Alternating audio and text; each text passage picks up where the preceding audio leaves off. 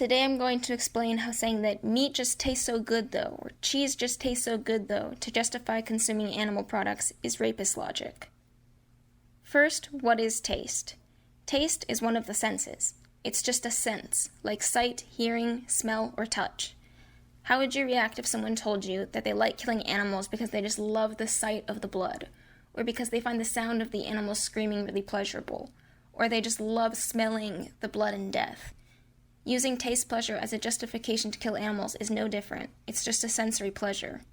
Sensory pleasure simply can't be a justification in any serious ethical discussion.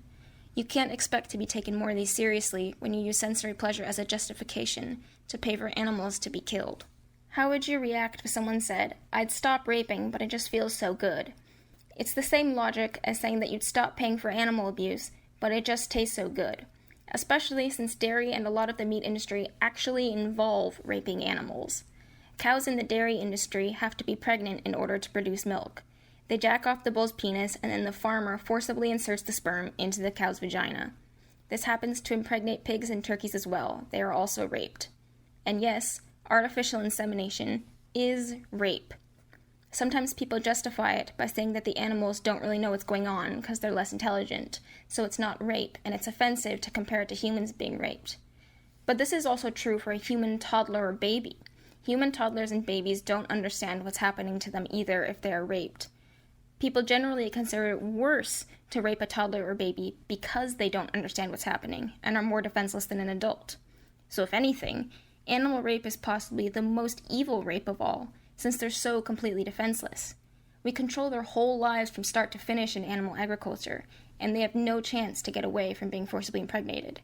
And not only do most people not come to their defense to protest the rape of these animals, most people are actually funding their rape.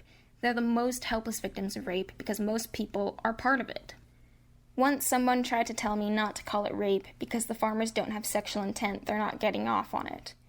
So if somebody forcibly impregnated a woman without getting off on it, is that not rape now? Forcible impregnation is rape. So in a roundabout way, people basically justify the rape of animals by saying it just feels so good. They're talking about their taste pleasure, but it's still the use of sensory pleasure to justify rape.